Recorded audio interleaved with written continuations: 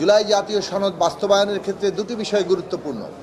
একটা হচ্ছে এর একটা আইনি বাধ্যবাধকতা, অর্থাৎ পরবর্তী আইনসভার প্রতি যাতে এটা বাস্তবায়ন করতে সকলে বাধ্য থাকে এইরকম একটি জায়গা। আরেকটি হচ্ছে পরবর্তী আইনসভায় এই যে জুলাই জাতীয় সনদ বাস্তবায়িত হবে সেটা যাতে টেকসই হয়। খেয়াল করবেন, একটা আইনি বাধ্যবাধকতা আর একটা হচ্ছে টেকসই হয়।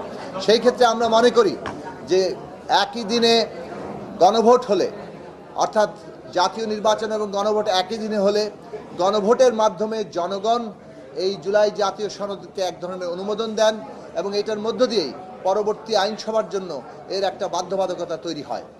আর আমরা বলেছি যে পরবর্তী আইনসভাকে জনগণ যদি এই এখতিয়ার, অধিকার কিংবা ক্ষমতা দেয় যে তারা মৌলিক সংস্কার করতে পারবে, অর্থাৎ কনস্টিটিউয়েন্ট পাওয়ার, অর্থাৎ এই যে সংবিধানের কেবল সংশোধনী নয়, সংশোধনীর ঊর্ধ্বে উঠে এই যে ব্যাপক সংস্কারের প্রস্তাবটা তৈরি হয়েছে, এই প্রস্তাব বাস্তবায়ন করার ক্ষমতা যদি পরবর্তী সংসদকে দেয় এবং প্রথম অধিবেশনেই মধ্যেই সেই ক্ষমতাটা সীমিত থাকে, তাহলে এই দুটো উদ্দেশ্যই আমরা অর্জন করতে পারি। একদিকে জুলাই জাতীয় সনদ পরবর্তী আইনসভার জন্য বা এক ধরনের বাস্তবায়ন করার বাধ্যতা, অন্যদিকে সেই বাস্তবায়িত জুলাই জাতীয় সনদের টেকসই হওয়া।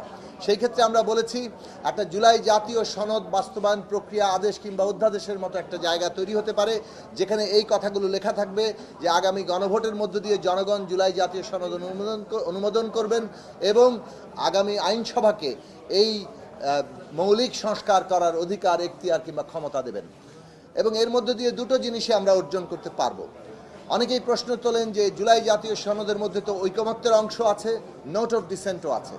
আমরা আগেও থেকেও এটা বলেছি যে সংসদ কিংবা আইনসভাই হচ্ছে সংবিধান পরিবর্তনের কেন্দ্র এবং এটাই আমাদের দেশে চর্চিত পদ্ধতি। জনগণের প্রতিনিধিত্বমূলক আইনসভাই সংবিধানের মতো মৌলিক জায়গা পরিবর্তন করার ক্ষমতা রাখে। যেহেতু জনগণের ক্ষমতার কেন্দ্র, সেটা তাদের প্রতিনিধিত্বের মধ্য দিয়ে প্রয়োগ কিংবা প্রযুক্ত হবে। সেই দিক থেকে নোট অফ ডিসেন্ট, অর্থাৎ বিভিন্ন বিষয়ে যে ভিন্ন মত, সেটার মীমাংসা গণভোটে করতে গেলে এখানে কনসেনসাস হবে না, বরং আমরা একটা অনৈক্যের মধ্যে পড়ে যাব, আমাদের রাজনৈতিক সংকট সৃষ্টি হতে পারে। সে কারণে আমরা বলেছি ঐকমত্যের অংশ এবং ভিন্নমতের অংশ, অর্থাৎ নোট অফ ডিসেন্ট সবই একসাথে থাকছে এবং নোট অফ ডিসেন্টের মীমাংসা যে আগামী আইনসভায় হবে সেটাও ওখানে লিখিতভাবে থাকবে।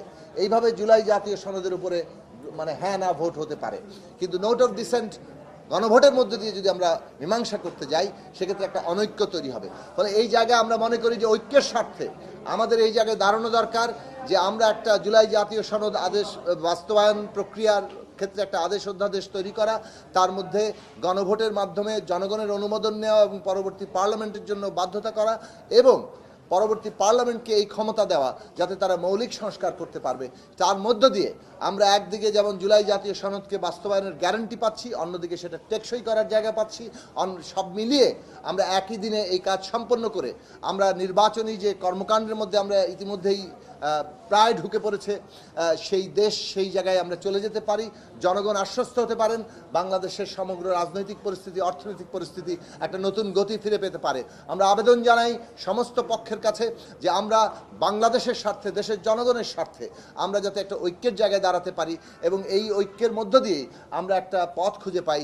কোনো রাজনৈতিক এই বাস্তবায়ন প্রসঙ্গগুলো নিয়ে কোনো রাজনৈতিক দলের যাতে রাজনৈতিক যে লক্ষ্য অর্জন এককভাবে সেইটাকে কম গুরুত্ব দিয়ে আমরা সম্মিলিত যে রাজনৈতিক লক্ষ্য অর্জন করা, দেশে একটা নতুন গণতান্ত্রিক ব্যবস্থা প্রতিষ্ঠা করা, রাষ্ট্রের গণতান্ত্রিক পুনর্গঠন করা, সর্বোপরি নতুন রাজনৈতিক, অর্থনৈতিক, সামাজিক, সাংস্কৃতিক বন্দোবস্ত তৈরি করা, সেই দিকে যাতে আমরা অগ্রসর হতে পারি তার জন্য আমরা আহ্বান জানিয়েছি।